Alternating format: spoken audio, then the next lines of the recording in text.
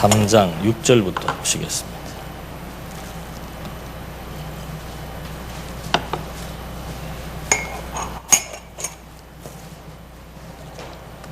고린도전서 3장 6절.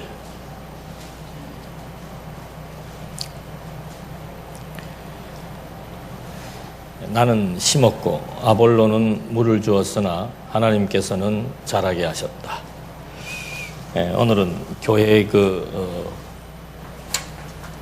신약의 체계 가운데서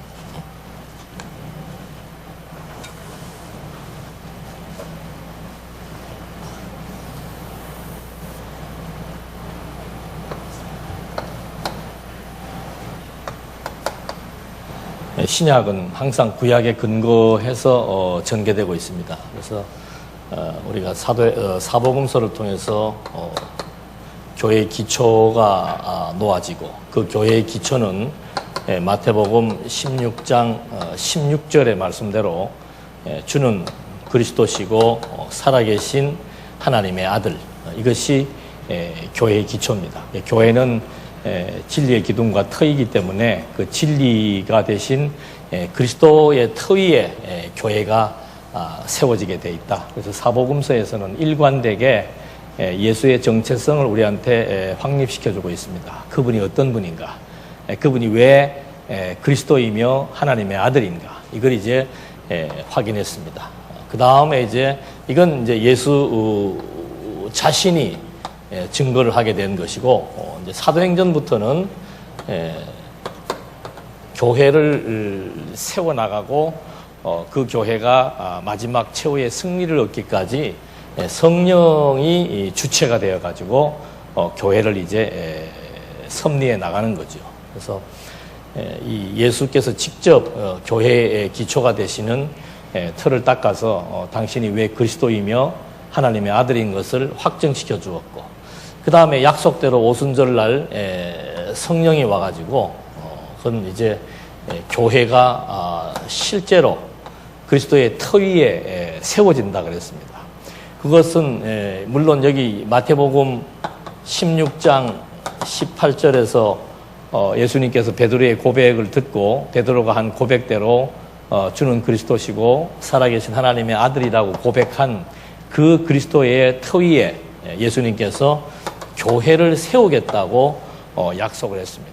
그리고 그 교회를 세우는 구체적인 방법은 성령을 통해서 교회를 세워나가시겠다고 약속을 했죠. 그래서 사도행전 1장 8절에서 약속대로 오순절날 성령이 임해서 그 성령의 권능으로 말미암아 제자들이 이제 그 능력을 받아가지고 예루살렘, 유대, 사마리아 땅 끝까지 바로 복음을 전파하면서 교회가 이제 지역마다 세워지기 시작을 합니다.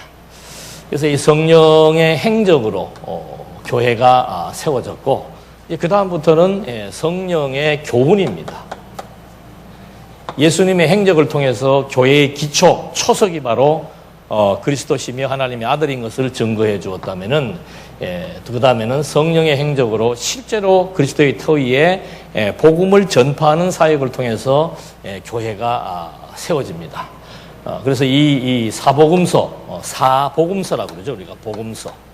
사복음서는 바로 복음의 실체를 증거해주고 있는 겁니다. 율법은 복음의 모형이고 복음은 율법의 실체인데 바로 그 복음의 실체 되시는 그리스도시요 하나님의 아들, 이걸 이제 하나하나 증거해 주었다면은 이제 사도행전에서 교회는 어떻게 세워지는가? 이 복음의 실체가 되시는 바로 그 복음을 전파함으로써 교회가 세워지게 됩니다.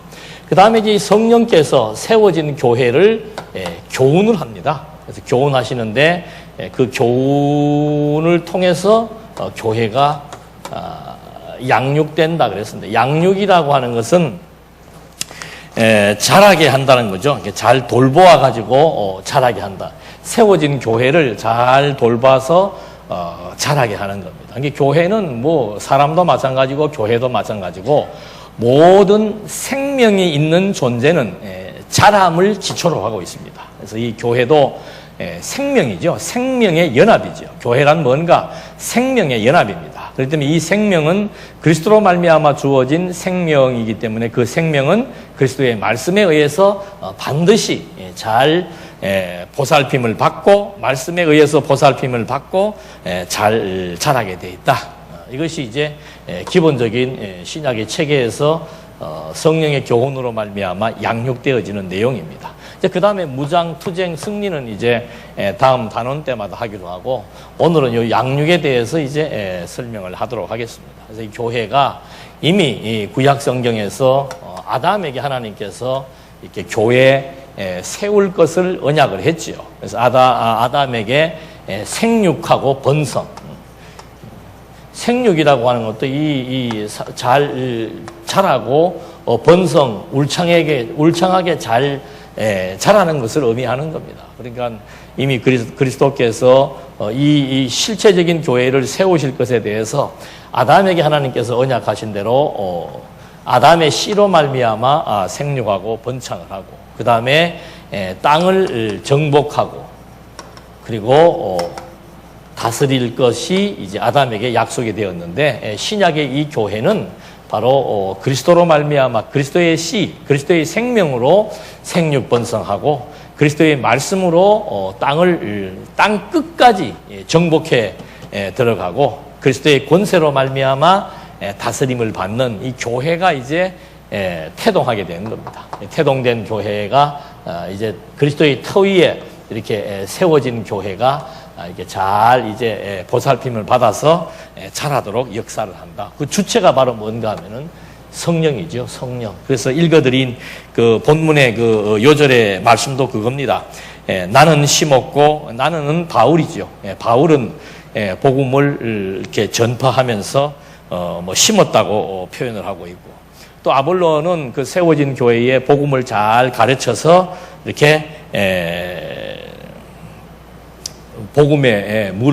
복음을 잘 가르치는 담당을 해서 물을 주었다고 얘기하고 또 그 교회가 자라게 하는 것은 하나님이다. 이렇게 이제 바울이 얘기를 한 것은 교회라고 하는 것은 근본적인 하나님의 사역에 의해서 잘 돌보심을 받고 자라나게 되어 있는데 그 돌보시고 자라게 하는 매개가 바로 이 성경, 바로 이 복음 진리입니다. 그래서 이 복음을 전파하게 되고 그 다음에 이제 이 복음의 진리에 의해서 교회가 잘 자라나게 되어 있는 겁니다. 그래서 이 성령의 사역에 의해서 교회가 이제 자라나게 되어 있는데 그 자라나게 하는 그 복음의 내용 그걸 이제 우리는 이 양육에서 하나씩 확인을 하게 되는 거죠.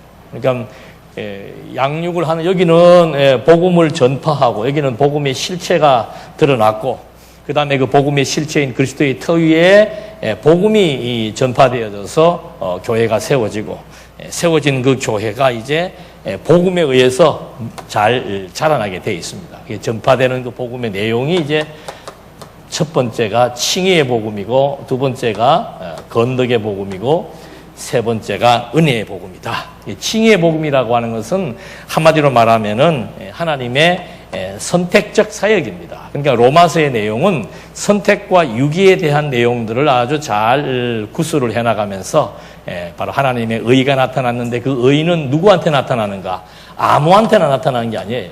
하나님께서 이미 창세전부터 선택해 놓은 자기 백성들에게 하나님이 사역을 해서 하나님의 그 선택적 사역에 의해 절대 주권이죠. 그걸 이제 나중에 바울은 토기장의 비유로 설명을 하는 겁니다. 선택적 사역에 의해서 의롭게 됐다. 하나님의 그 절대 주권에 의해서 아무나 의롭게 되는 것이 아니고 하나님이 이미 창세전부터 선택해 놓은 자들에게 의롭게 됨을 알게 해서 그 다음에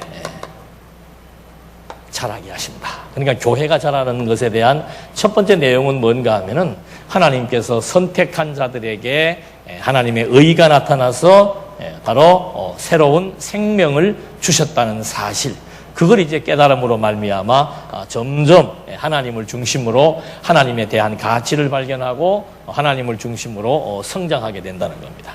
두 번째는 건덕의 복음입니다. 건덕의 복음이라고 하는 것은 뭔가 아주 그냥 간단하게 말씀드리면은 교회의 머리가 그리스도예요. 그리고 교회는 그의 몸이며 그의 지체입니다. 그렇기 때문에 몸이 머리에게 순종하는 것처럼 건덕이라는 것은 뭔가 하면은 그리스도의 뜻에 순복하는 겁니다. 그러니까 그리스도의 뜻이 아니고 내 뜻이 앞서게 되면은 교회는 이제 질서가 유지되지 않고 올바로 세워지지가 않는다는 거죠. 그렇기 때문에 항상 교회의 중심점은 이론도 아니고 사람도 아니에요. 교회의 중심점은 성경을 통해서 드러난 그리스도의 뜻입니다. 그 뜻 앞에는 뭐 누구나가 다 순복하게 돼 있지요. 그래야만 교회가 질서가 유지되게 됩니다. 그렇기 때문에 고린도 교회는 반대로 뭐 분파가 생기고 분쟁이 생기고 뭐 분리가 생기고 여러 가지 많은 이렇게 나누어지는 현상들이 발생을 했는데 그걸 이제 하나로 집약시키는 구심점이 뭔가? 그게 바로 그리스도의 뜻이라는 겁니다. 그래서 그리스도의 뜻에 순복하는 것이 건덕의 복음이다. 그렇게 해서 자라게 하는 겁니다. 그러니까 어린아이들이 어릴 때는 자기 고집만 부리잖아요.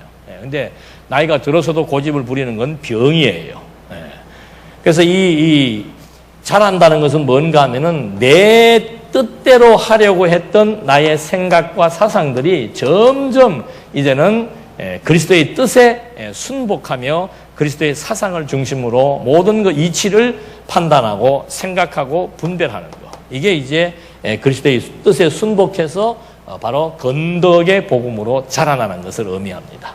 그 다음에 세 번째가 은혜의 복음이죠. 은혜의 복음. 이것은 뭔가 하면은 믿음으로 말미암아 의롭게 된 이것이 바로 하나님의 선물이다 그 말입니다.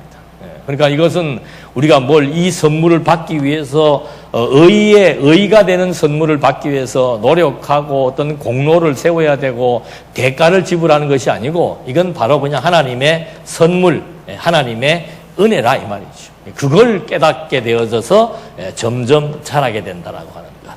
하나님의 의가 하나님의 절대 주권에 의해서 주어졌다는 사실을 깨닫고 내가 하나님으로부터 부르심을 받은 자다라고 하는 자기 정체성을 발견하게 되니까 점점 하나님 중심으로 모든 생각들이 바뀌어 나가게 돼 있고 더더군다나 내가 이렇게 하나님 중심으로 바뀌어 나갈 수 있는 이것이 바로 하나님이 값없이 주신 믿음의 선물로 말미암은 하나님의 의의 백성이 되었다라고 하는 은혜를 깨닫게 하시는 것. 이게 이렇게 해서 이제 교회가 점점 이제 잘 보살핌을 받고 자라게 되었다는 것.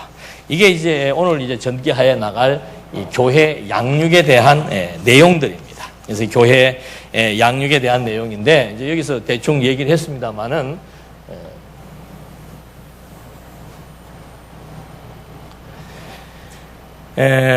이제 로마서가 칭의의 복음에 의한 양육입니다. 그 다음에 두 번째 갈라디아서. 가만히 계시네. 고린도서는 건덕의 복음에 의한 양육이고 갈라디아서는 이것이 왜 이런지를 우리가 알아야 돼요. 그냥 남한테 그냥 설명할 때야 로마서는 칭의의 복음이다 이렇게 하고 얘기를 하지만 이제 실제로 우리가 점점 자라기 위해서는 이 칭의의 복음이 어떤 것인데 그 칭의의 복음의 내용을 깨달음으로 말미암아 내 신앙이 내 영혼이 점점 성숙해지는가 그 내용을 정확히 우리가 파악을 해야 될 필요가 있죠. 그래서 성경 전체를 다 읽으면서 하는 시간은 아니기 때문에 대충 이제 몇 가지 중요한 부분들만 파악을 하면서 접근을 해보도록 하겠습니다. 첫 번째는 동기입니다. 로마서를 기록하게 되는 동기는 뭔가 하면은 선교에 대한 협력을 촉구하기 위한 겁니다. 그래서 서로 믿음으로 서로 격려하기 위한 것. 그래서 여기는 1차적으로 동기는 선교지요. 선교에 대해서 협력을 촉구하기 위한 것인데 로마에 있는 성도들이나 바울이나 이 복음의 내용을 좀 미리 확인하자 이 말이죠. 우리가 아는 것, 믿는 것이라고 얘기했는데 이 복음이라는 것이 과연 무엇인지 그 내용을 좀 서로 확인하자. 그렇게 해서 우리가 함께 선교라고 하는 그 대의 명분에 동참을 촉구하는 그것이 로마서 칭의의 복음으로 양육되어지는 내용을 기록하게 된 동기입니다. 주제는 뭐 여기 위에 쓴 대로 주제는 칭의의 복음에 의한 양육이죠. 그래서 이 칭의라고 하는 것이 뭔가? 주제를 봤을 때 이 칭의라고 하는 얘기를 하는데, 칭의라고 하는 것은 뭔가 하면은 하나님이 죄인을 의인이라고 선포해 주는 겁니다. 이거는 이제 어떤 그 문법적인 의미인데, 칭의란 뭔가? 이 칭한다는 뜻이죠. 의롭다고 칭한다는 얘기예요. 누구를? 죄인을 의롭다고 칭한다. 죄인을 의롭다고 칭하게 하기 위해서 하나님께서는 믿게 하신 다음에 의롭다고 하셨다. 그 의롭게 된 상태는 뭔가? 새 생명을 이제 보유하게 된 것을 의미한다. 그러니까 칭이라고 하는 것이 나는 죄인인데 하나님이 나를 의롭다고 했구나. 그냥 나를 의롭다고 선언했구나. 인정했구나. 이렇게 선포나 법정적인 의미로 끝나는 게 아니고, 가장 중요한 것은 뭔가 하면은 내 생명이 달라졌다는 거예요. 죽은 생명에서 새 생명을 얻고, 이제는 내 속에 그리스도의 DNA가 이렇게 생명의 기운을 받고 점점 자라고 있다라고 하는 것. 그것이 칭의가 가지고 있는 의미입니다. 그 다음에 왜 이 칭의의 복음이라는 것이 필요한가? 그 근거가 이미 구약에서 언약되어 있기 때문이다. 그러니까 하나님께서 아담이 타락했을 때 아담이 부끄러워하잖아요. 왜 부끄러워하는 겁니까?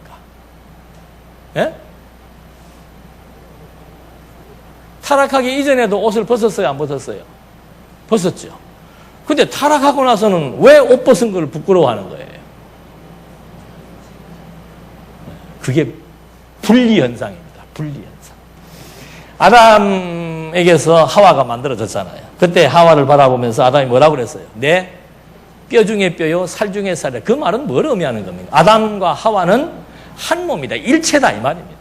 일체이기 때문에 자기가 자기를 보는 게 부끄럽지가 않죠. 근데 타락하고 나서는 일체가 아니고 각각의 주체가 성립돼 버린 거예요. 그러니까 아담의 기준이 있고 하와의 기준이 있는 거예요. 자기 기준이 있으니까 자기 기준에서 봤을 때 부끄럽다는 개념이 이제 들어오게 된 것이죠. 한 몸일 때는 부끄럽지 않은데 따로따로의 개체가 세워지고 각자의 주관이 세워졌을 때 자기 주관과 판단에 의해서 이제 수치를 느끼게 된 거죠. 여기 타락으로 말미암아 수치를 느끼게 되었는데, 아담과 하와가 그때 하나님께서 어떻게 해주는 겁니까? 그 수치를 어떻게 해주는 거예요? 가리워주는 거죠. 그게 칭의에 대한 아주 그 제일 근거가 되는 첫 번째 칭의에 대한 예표지요. 그리고 이스라엘 백성들이 늘 죄를 지을 때마다 하나님께서 그들에게 의롭게 해주기 위한 규례가 있죠, 규례. 그것이 이제 제사 규례도 되고, 의복이나 모욕이나 기름이나 이런 걸 통해서 거룩하게 구별을 시켜 놓습니다. 죄인들을 거룩하게 만드는 규례가 있습니다. 이런 근거에 의해서 이제 하나님께서는 이게 모형이라면은 하나님의 나타난 의라고 하는 것은 또 계속 반복적으로 바뀌어 나가는 그런 규례가 아니고, 바로 하나님께서 입혀주신 그 의의 옷이라고 하는 것은 외형적인 변화가 아니고 무슨 변화예요?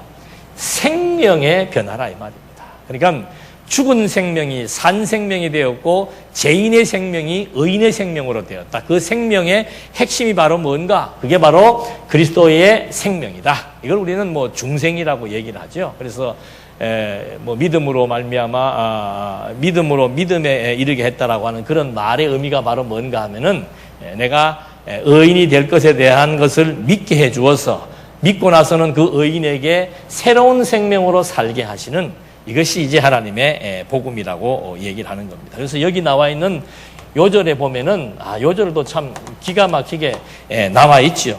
복음에는 하나님의 의가 나타나서, 이게 칭의의 복음이라고 하는 것은 뭔가 하면은 하나님의 의가 나타난 거예요.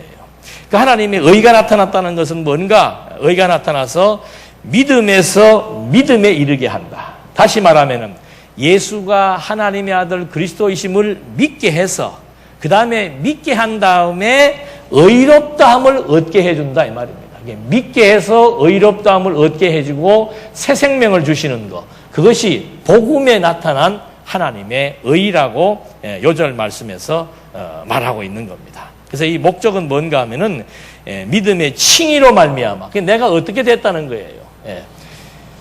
이제 본문 내용 할 때 그런 게 나오죠. 죄와 사망 가운데서 의와 생명을 얻게 됐다는 거. 그 지식으로 말미암아 점점 이제 교회를 성장하게 한다는 겁니다. 그래서 이 믿음의 칭의로 선과 덕을 세우는 장성한 교회,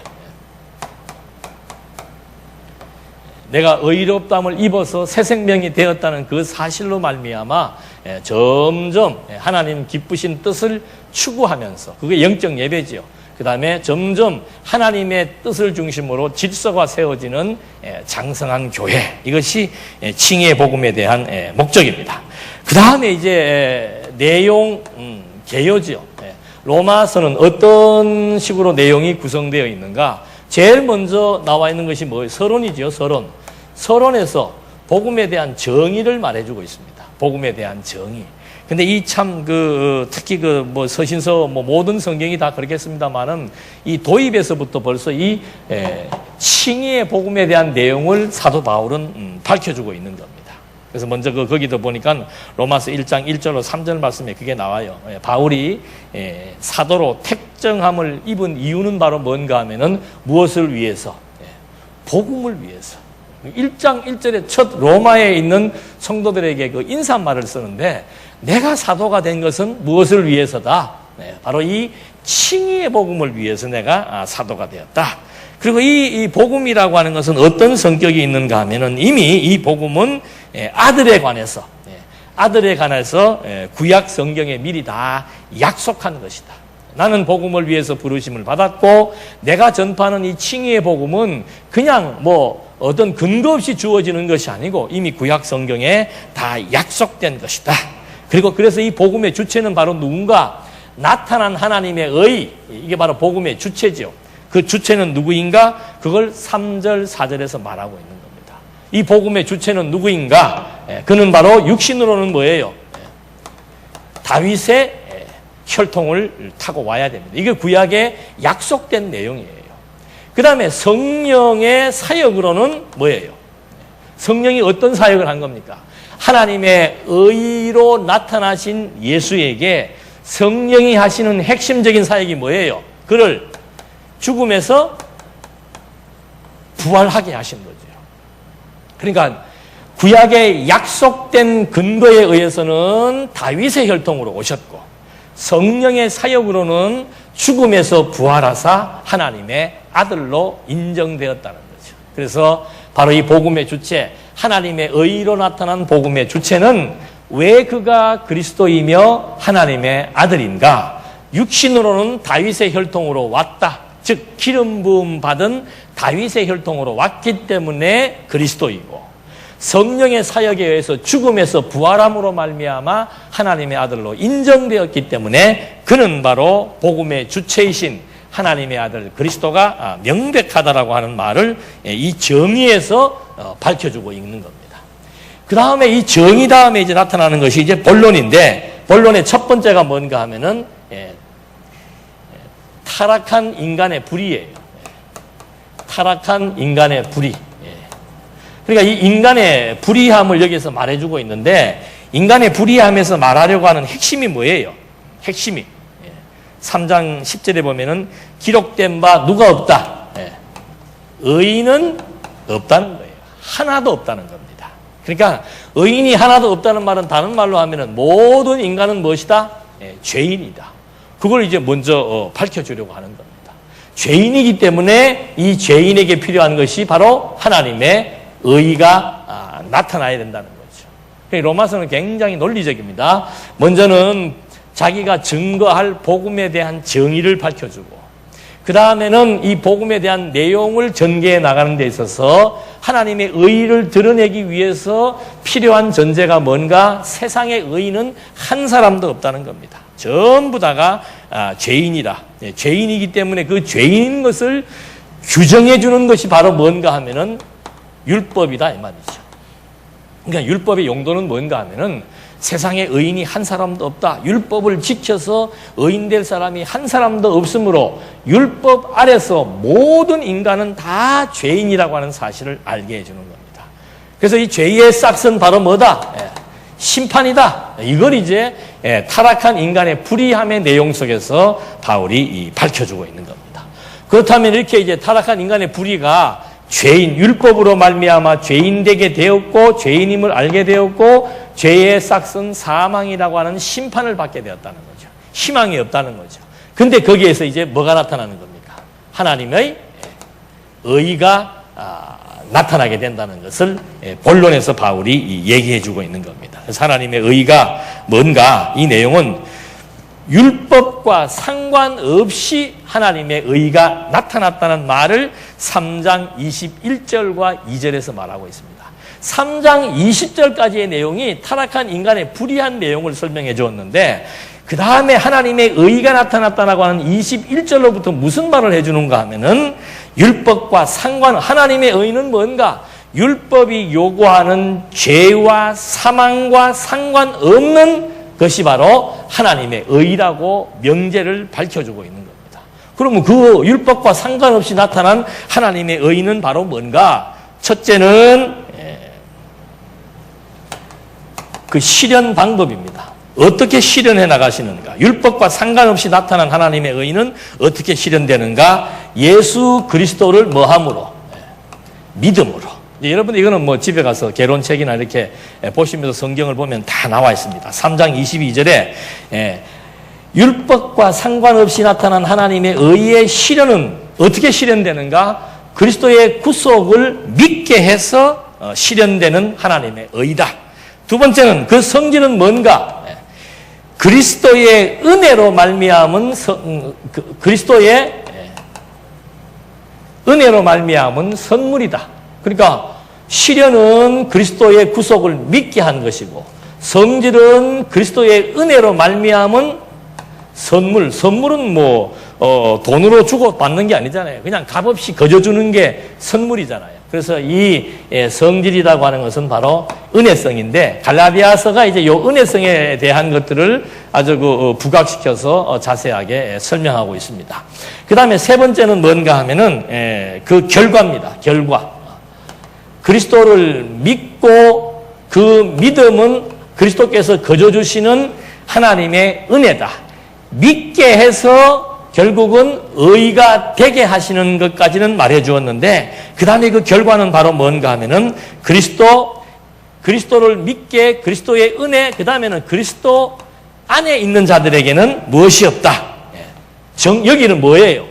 그리스도 밖에 있는 자들에게는 정죄함이 있었지요. 율법은 정죄함으로 말미암아 죄와 사망에 이르게 했는데, 그리스도 이 결과, 이걸 믿고 은혜로 말미암은 믿음을 갖고 있는 사람들에게 주어진 결과는 뭔가 하면은 그리스도 예수 안에 있는 자들에게는 무엇이 없다?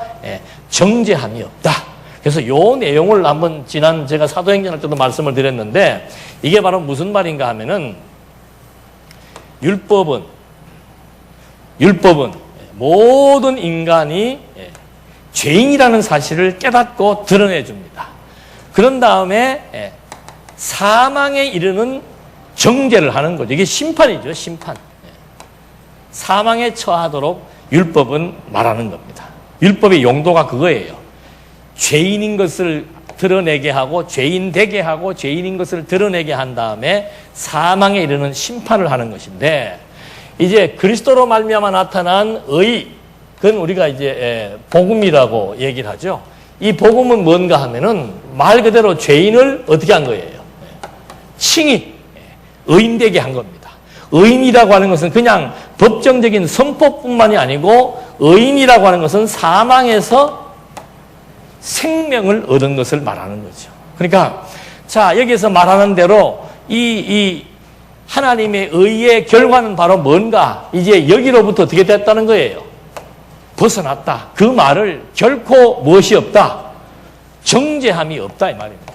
정죄를 받게 되면은 사망에 이르게 됩니다. 그래서 여기로부터 이제 그리스도로 말미암아 나타난 의의 결과는 이쪽으로는 절대 돌아갈 수 있다 없다? 돌아갈 수 없는 강이다 이 말이에요. 한 번 여기에서 벗어난 사람은 어느 누구도 다시 이쪽으로 들어가서 이게 정죄예요. 율법으로 말미암아 죄인 되어 사망에 이르는 것이 정죄란 말입니다. 그런 것이 있을 수 없다 그 말이에요.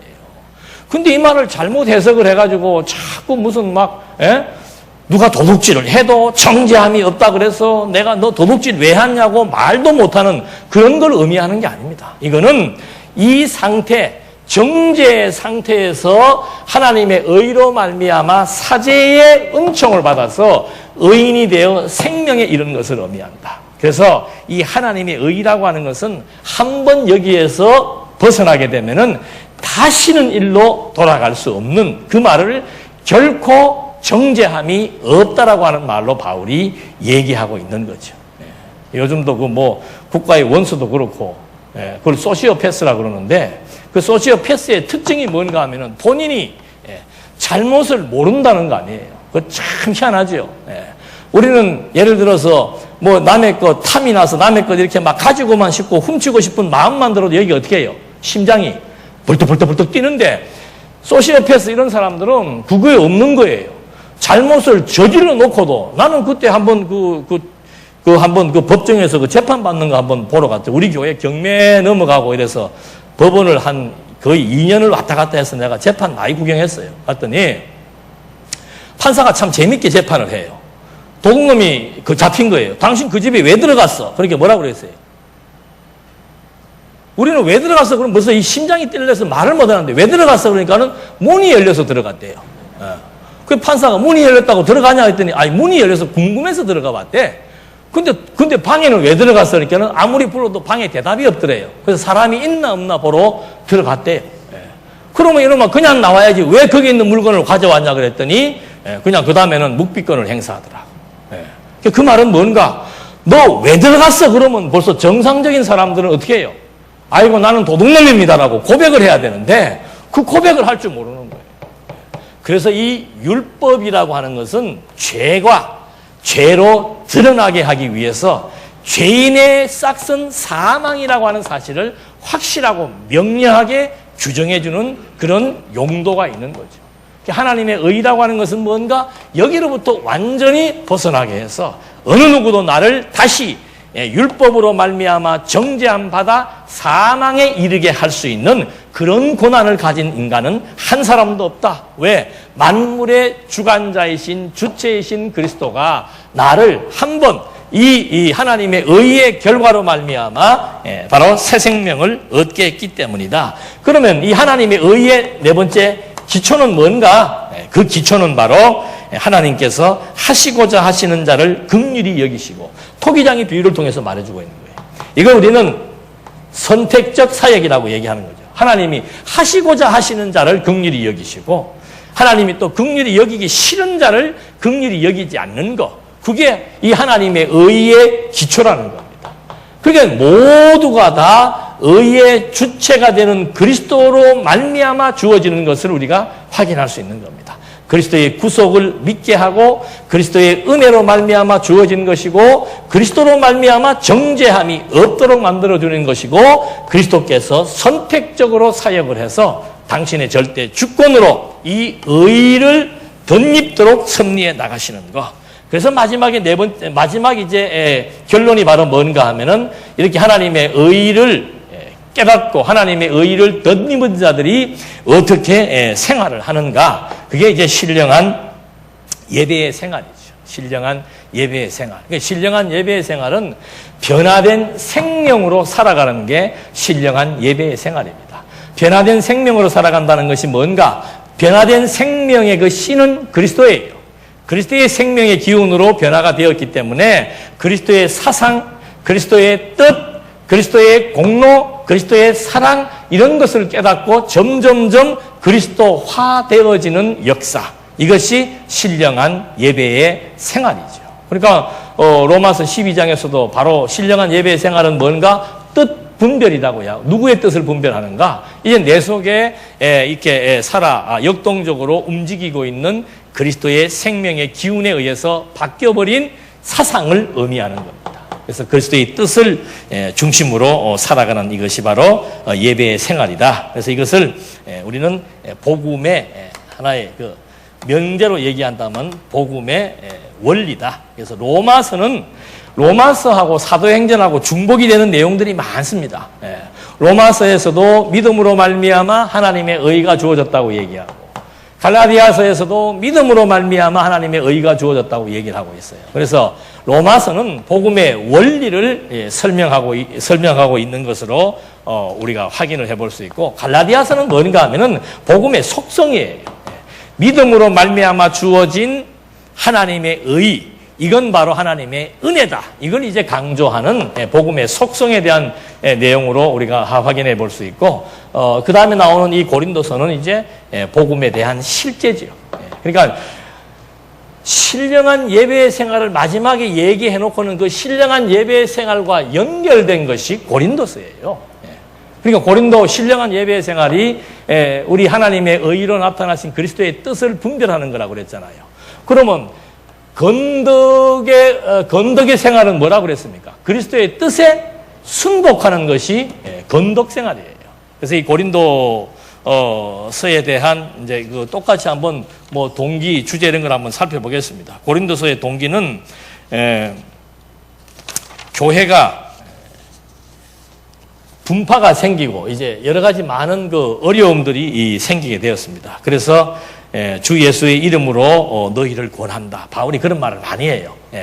교회가 막 사분오열되기 시작을 하니까 그 교회의 생명의 근원은 그리스도라 그랬습니다. 그리고 하나님의 의를 덧입은 자들의 신령한 예배의 생활은 바로 뭔가 그리스도의 뜻을 분별해가지고 바로 그리스도의 뜻에 순복하는 거라 그랬습니다. 그래서 바울이 그 동기는 바로 이런 교리 논쟁에 대한 대안 확보를 위해서 사분오열된 교회를 하나로 규합시키기 위해서 주 예수 그리스도의 이름으로 너희를 권하노니 모두가 같은 말을 하고 너희 가운데 분쟁 없이 같은 마음 같은 뜻으로 온전히 합하라. 그러니까 그리스도의 뜻을 중심으로 같은 말을 하고 같은 마음과 같은 뜻으로 온전히 합할 것을 이제 촉구하고 있습니다. 그 배경이 그렇기 때문에 그래서 이 주제는 건덕의 복음에 의한 양육이라 그랬습니다. 주제는 건덕의 복음. 여기는 분파지요. 그 다음에 분파를 위해서 그리스도의 말, 같은 말, 그 다음에 같은 마음, 같은 뜻 이렇게 합할 것을 이제 촉구해주고 있는 겁니다. 그래서 이 주제가 건덕의 복음인데 아까 말씀드린 대로 이 10장 5절에 고린도후서 전서입니까 후서입니까? 10장 5절에 그리스도에게 복종하게 하는 것이 건덕이라고 그래서 모든 이론들을 다 무너뜨리며 여러 가지 많은 이론들이 있습니다.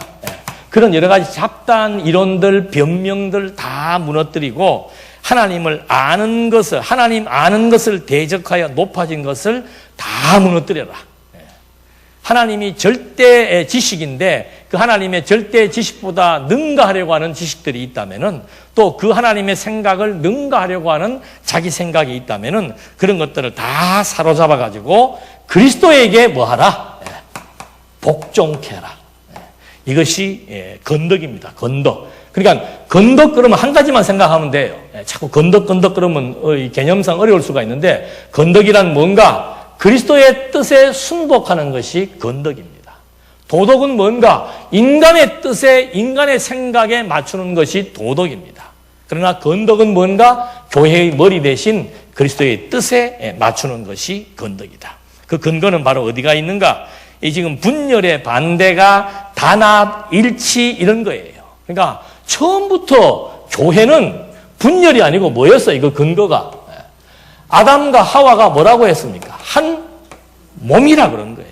하나님께서 처음에 아담과 하와를 만들 때도 한 몸으로 만든 겁니다. 그러니까 교회가 건덕으로 세워져야 될 당위성은 어디에 있는가? 하나님이 애초에 교회의 모델을 만들 때 하나에서 둘을 만들어 놓고 다시 하나가 되게 한 것.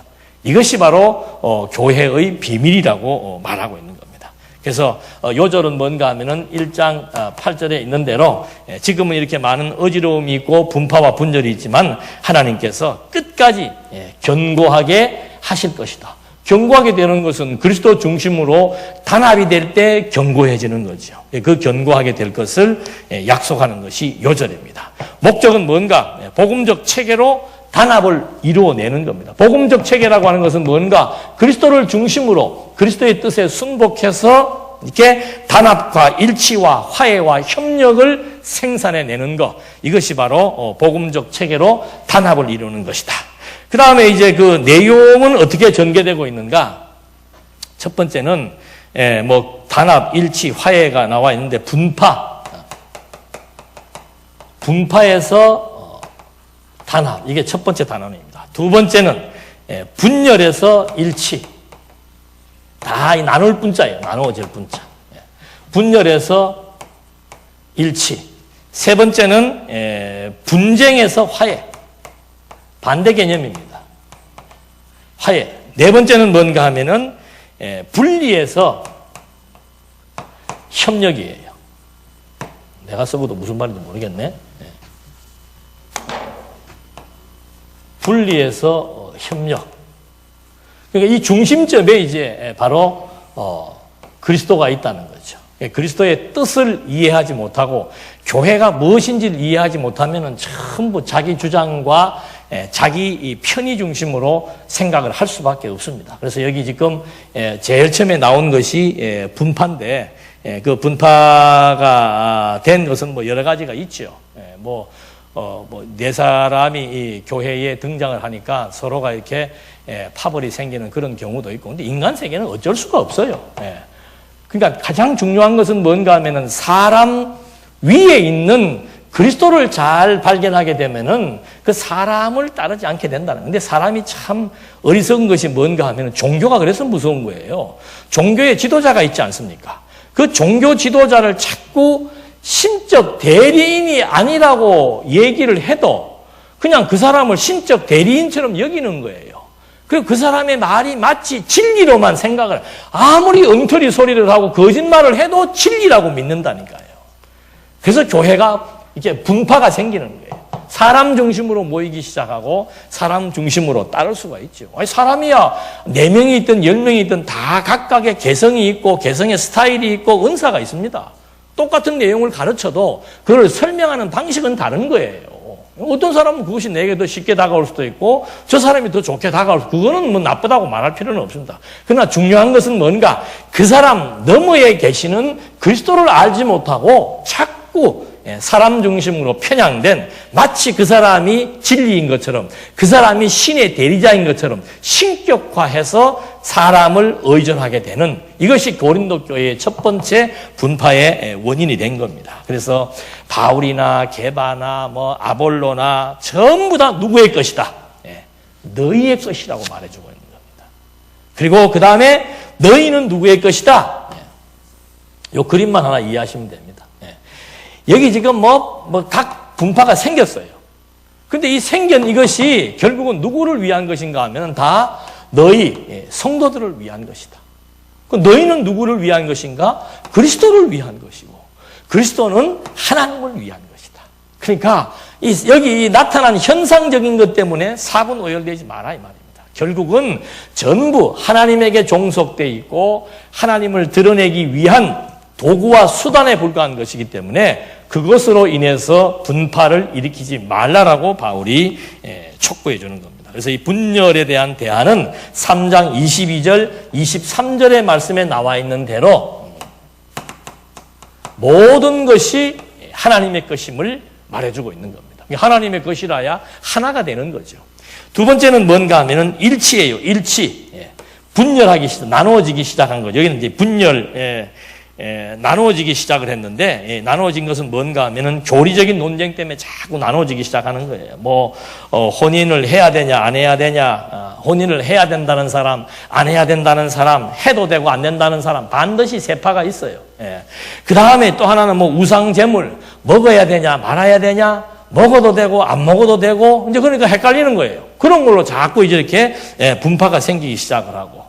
그 다음에 먹는 것도 그런 분파가 생기니까는 성찬이라고 하는 게 애찬이라고 그러잖아요. 먹으러 모였는데 먹을 때는 같이 함께 모여서 함께 음식을 나눠야 되는데 가난한 자, 부자, 직업에 따라서 끼리끼리 모여서 나눠 먹게 되는 그런 분파가 생기게 되고, 그 다음에 또 은사도 예언의 은사가 좋으냐, 능력이 좋으냐, 지식의 은사가 좋으냐, 믿음의 은사가 좋으냐, 지혜의 은사가 좋으냐, 무슨 은사가 좋아요? 그래서 바울이 그 대안으로 하는 말이 뭔가 하면은 은사는 여러 가지나 성령은 같고, 똑같아요, 그림이. 은사는 여러 가지나 성령은 같고, 직임은 여러 가지나 주는 같고, 마지막으로 사역은 여러 가지나 그 사역을 이루시는 하나님은 같다. 그러니까 이게 뭐예요? 일치다 이 말입니다. 어떤 은사든지 간에 결국은 다 하나님의 주관에 의해서 하나님이 교회를 세우기 위해서 준 것이기 때문에 무엇이 좋다 나쁘다, 무엇이 더 존귀하다 덜하다 이런 것이 없다는 거죠. 다 하나님 앞에 쓰임받는 도구적 은사라고 하는 것을 말해주면서, 저는 그 고린도서 보면서 늘 궁금했던 게 있어요. 왜 갑자기 15장에서 부활이 나올까? 13장에서 막 은사 얘기하고 그러다가 15장 가서는 부활에 대한 얘기가 나오고 있는 거예요. 이거 왜 부활이 왜 나올까? 그러니까 분열된 가운데서 우리가 최종적으로 마지막 단계에서 영원히 살 몸은 뭐예요? 그게 부활의 몸이에요. 부활의 몸이라고 하는 것은 나누어지는 게 아니죠. 그리스도를 머리로 해서 온 지체가 하나가 되어지는 신령한 몸. 그래서 일치에 대한 아주 중요한 단서가 되는 것. 이것이 부활, 여기서는 여러 가지 은사, 직임, 사역이 다르지만은 하나라고 하는 말을 해주고, 마지막 것은 우리가 마지막 살아야 될 신령한 몸은 바로 무엇인가? 그것이 그리스도의 부활을 통해서 드러난 한 몸이라고 하는 사실, 부활체라고 하는 사실을 통해서 일치를 여기에서 대안으로 강력하게 제시하면서 고린도 전서가 끝나게 되는 겁니다. 그 다음에 이제 이렇게 분쟁이 일어나고 있으니까 화해를 촉구하기 위해서 바울이 얘기하는 것이 뭔가 하면은 모든 것이 하나님께로서 났으며 그가 그리스도로 말미암아 우리를 자기와 화목하게 했다. 그러니까 서로 싸울 것 없다는 거예요. 모든 것에 대한 주인은 누굽니까? 다 하나님입니다. 우리의 출생은 어디에서부터 주어졌다? 하나님으로부터 주어진 것이다. 그러니까 우리도 가슴 아픈 거는 형제 간의 싸움은 부모가 참 가슴 아프죠. 왜요? 다 한 배에서 난 내 자식들인데 이것들이 서로 싸운다 이 말입니다. 그래서 이 화해에 대한 것들을 촉구하는 것도 결국은 출생을 얘기하는 겁니다. 기원을 얘기해 주는 거죠. 우리가 다 어디로부터 나왔는가? 하나님으로부터 나왔고, 우리의 생명이 다 누구의 생명인가? 그리스도의 생명을 가지고 있는 한 몸. 그래서 바울은 이걸 얘기할 때 고린도서에서 너희는 하나님의 전이다, 너희는 그리스도의 지체다, 너희가 한 몸으로 부르심을 입었다, 이런 얘기를 여기서 이제 많이 해주면서 이렇게 분쟁 가운데서 화목해 하신 그리스도의 화해의 사역을 여기에서 말해주고 있는 겁니다. 그 다음 마지막이 뭔가 하면 이제 개인주의가 돼버린 거죠. 우리도 그렇잖아요. 시끄럽게 시작을 하면 그 다음부터는 이건 모르겠다, 그냥 막 나는 내대로 살고 니는 니대로 살자. 이게 분리현상이에요. 분리현상. 근데 바울이 이런 분리현상 가운데서 그건 아니다. 교회는 분리해가지고 각각 자기 좋은 대로 사는 것이 아니고 반드시 협력이라고 하는 것을 마지막에다가 얘기해주고 있는 겁니다. 협력의 가장 좋은 사례가 뭐예요? 그게 고린도 후서 8장 4절에 나와 있는 대로 연보 생활을 의미하는데, 은혜와 성도 섬기는 일에 뭐 하는 것이다? 참여하는 것이다. 우리는 참 이해가 안 가죠. 돈이 그렇게 많은데도 온 데 다 그냥 막 손을 대가지고 여자 한 명이 여자 혼자 그랬는지 뒤에 뭐가 있는지는 모르겠습니다만은 그게 몇 조라 그러잖아요. 몇 조. 우리는 개념도 안 들어와. 그 왜 그러는가? 그게 욕심이에요. 욕심. 그게 돈에 대한 가치입니다. 그러니까 성경에도 돈은 하나님과 같이 이렇게 동등한 위치에 있는 정도로 사람의 정신세계를 파괴시키고 사람을 탐욕으로 만드는 위력이 바로 재물에 있다라고 말했는데, 그만큼 중요한 돈을 어떻게 하자 이 말입니까? 성도 섬기는 일에 뭐 하자? 같이 쓰자 이 말이죠. 그러니까 그만큼 가치롭지 않은, 이게 마지막 나오는, 협력이라고 하는 것은 마지막 나오는 겁니다. 그리스도를 중심으로 일치해야 되고, 또 그리스도께서 화해케 했으니까 그리스도 중심으로 화해를 해야 되고, 그리고 마지막 나오는 것이 뭔가? 바로 이기적이고 냉소적인 행동을 하는 것이 교회가 아니고, 교회가 건덕스럽다라고 하는 것은 바로 뭔가? 그리스도의 뜻에 의해서 뜻 중심으로 이제 함께 참여하는 것.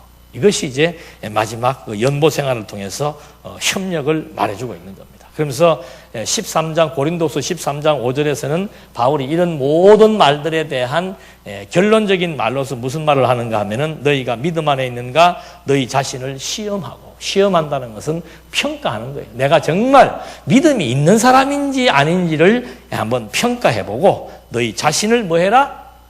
확정해라. 네가 진짜 믿음이 있는지 없는지를 너희들 스스로 입증해봐라 이 말입니다. 그거 입증하는 것은 바로 뭔가? 이걸 의미하는 겁니다. 분파해서 단합을 하고, 분열해서 일치를 하고, 분쟁해서 화해를 하고, 분리해서 협력을 하는, 이것이 너희가 스스로 믿음이 있는지 없는지를 판단하고 입증하는 것. 그래서 고린도 전후서에서는 이런 내용을 가지고 복음의 실제죠. 복음의 실제. 로마서는 복음의 원리, 고린도서는 복음의 실제에 대한 내용들, 여러 가지 많은 분쟁과 범죄와 교리 논쟁에 의해서 바로 그리스도가 교회의 절대 주관자이시다. 그리스도가 우리를 죄와 사망으로부터 의와 생명을 얻게 하는 절대 주권자이시다. 그것은 선택적 사역에 의해서 절대 주권을 강조했다면, 고린도서는 절대 주관자는 바로 그리스도이시다. 이걸 이제 여기서 말해주면서 마지막 가서는 교회의 일체성을 부각하는 그 인사말, 고린도서에만 나와 있습니다. 우리 축도할 때마다 그 얘기하죠. 주 예수 그리스도의 뭐예요? 은혜와 하나님의 사랑과, 그 다음 마지막에 뭐예요? 성령의 교통하심. 똑같은 원리입니다. 그리스도의 은혜, 하나님의 사랑, 성령의 교통하심이 이 모든 교회 위에 함께 할 것이다. 똑같아요. 모든 것이 너희 것이고, 너희는 그리스도의 것이고, 그리스도는 하나님의 것이고, 모든 은사와 직임과 사역 전부 다 한 분에 의해서 주어지게 되는 것이고, 우리가 하나님으로 말미암아 났기 때문에 그리스도에 의해서 화해를 해야 되는 당위성이 주어져 있고, 모든 뜻과 생각들의 일치는 바로 협력을 통해서 그 아름다운 열매가 생산되어진다는 사실을 말해주면서, 제일 마지막에 인사말도 이렇게 의미 있게 그리스도의 은혜, 하나님의 사랑, 성도의 교통하심이 바로 이 교회 건덕 생활의 핵심이라고 말해주고 있는 겁니다. 그렇게 얘기하면서 마지막 이제 갈라디아서로 넘어가게 되는 거죠. 갈라디아서의 주제는 은혜의 복음입니다. 은혜의 복음. 은혜의 복음에 대한 반대는, 은혜의 반대는 공로예요. 공로.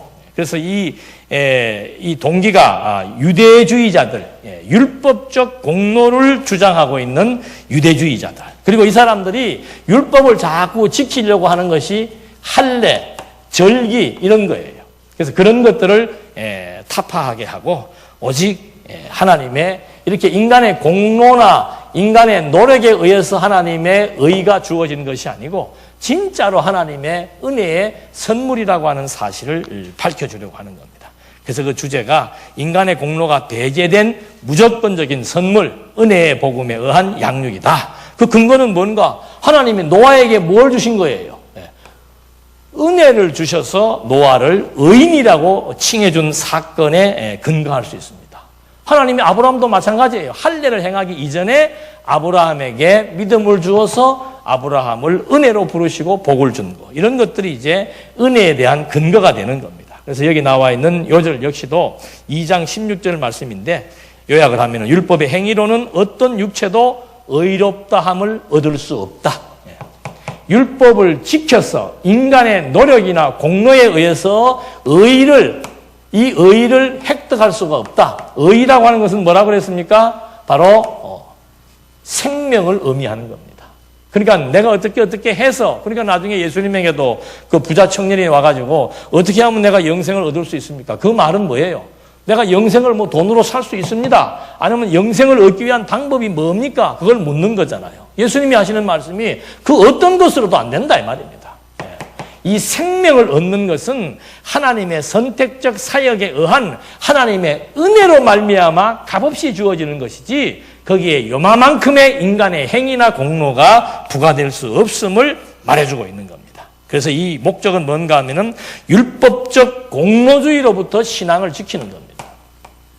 인간은 누구나가 다 이걸 좋아해요.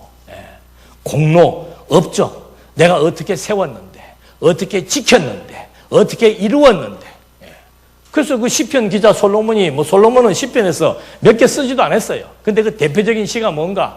여호와께서 집을 세우지 아니하시면은 세우는 자의 수고가 어땠고, 여호와께서 파수꾼의 경성함, 아무리 파수꾼이 잠 안 자고 지켜도 여호와께서 성을 지켜주지 아니하시면은 파수꾼의 경성함이 허사하다. 그 말은 대표적으로 뭐예요? 인간의 공로, 인간의 의지, 인간의 노력으로 말미암아 주어지는 결과란 있을 수 없다라고 하는 것을 말해주고 있는 거예요. 자, 여러분이 믿어진다라고 하는 이것은 정말로 하나님의 선물입니다. 내가 아무리 어떠한 이론을 가지고 있고 달변가고 엄청난 업적을 가지고 있더라도 그것이 안 믿어지는 그거는 참 불행한 사람이에요. 우리는 다, 저도 여러분께 제가 이렇게 하는 말대로 다 믿을 수는 없습니다. 그러면 저는 여기에 살 필요가 없어요. 승천해야 돼요. 제가 말한 대로 믿음이 가지고 있다. 그러면은 진짜 여기 살 이유가 없는 거죠. 그런 데 대한 우리가 오해를 하면 안 됩니다. 내가 아무리 달변가고 아무리 좋은 이론을 만들어내고 좋은 이론을 설파한다고 해서 그 사람의 내면 세계 속에 그 이론이 믿어지고 안 믿어지고 그거는 우리가 알 수 없는 거예요. 그래서 히브리서 기자가 너희의 선진들의 끝을 보라고 그래요. 끝을. 끝까지 믿음의 행위를 드러내며 사는 그것이라야말로 그 사람이 가지고 있는 믿음이기에 그 사람의 삶을 본받으라고 얘기해주고 있는 겁니다.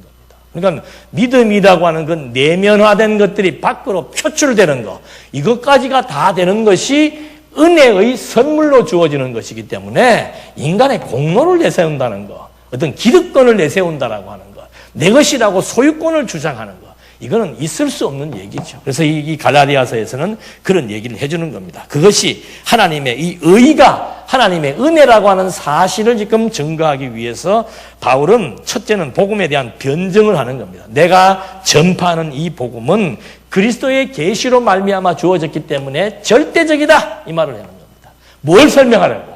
이제 지금부터 내가 말하고자 하는 그 하나님의 은혜, 이거는 절대 불변의 원리라고 지금 바울이 말하려고 하는 겁니다. 그래서 그 본문의 내용에서 의와 율법, 이 갈라디아서는 전부 율법과 대비시켜서 말하고 있습니다.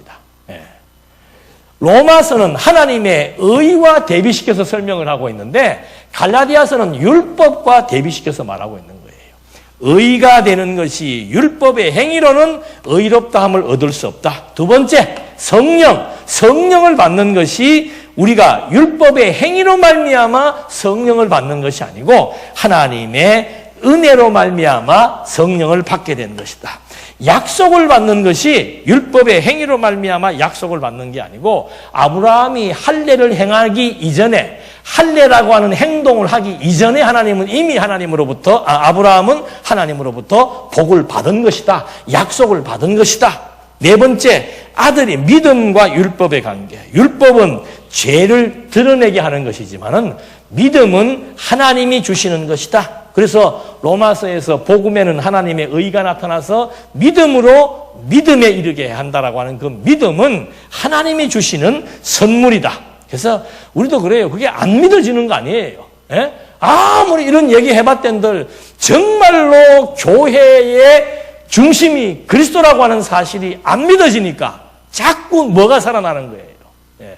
내 중심에, 내 생각에, 내 욕심에, 내 계획이 살아나서 자꾸 이랬으면 저랬으면 그래도 라고 하는 접속사를 붙이면서 그리스도가 교회의 머리라고 하는 사실을 부정하는 삶이 우리들의 보편적인 삶이다 이 말입니다.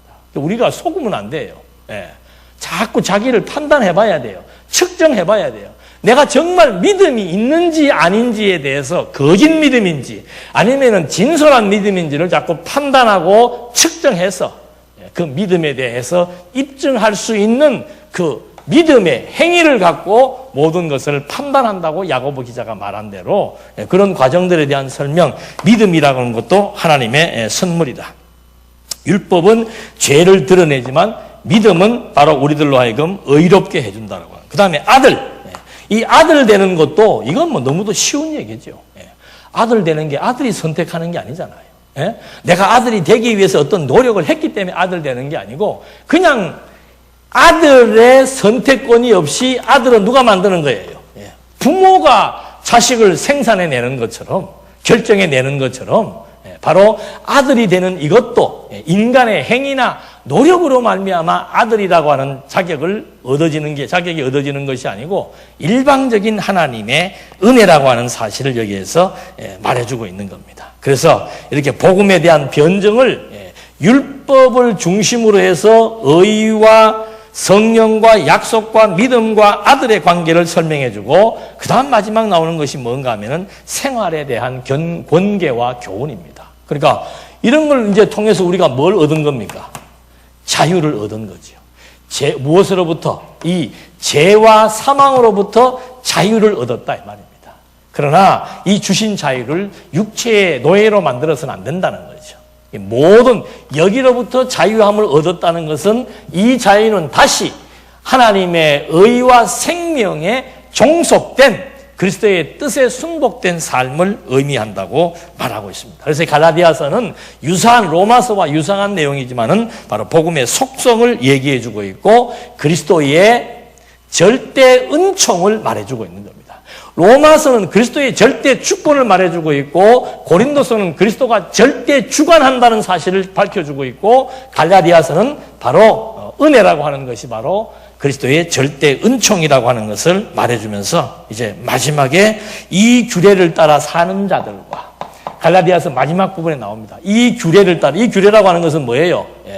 하나님의 은혜로 말미암아 의와 성령과 약속과 믿음과 아들이 되었다는 이 규례를 따라 사는 자들에게와 하나님의 이스라엘에게 평강과 긍휼이 있을지어다.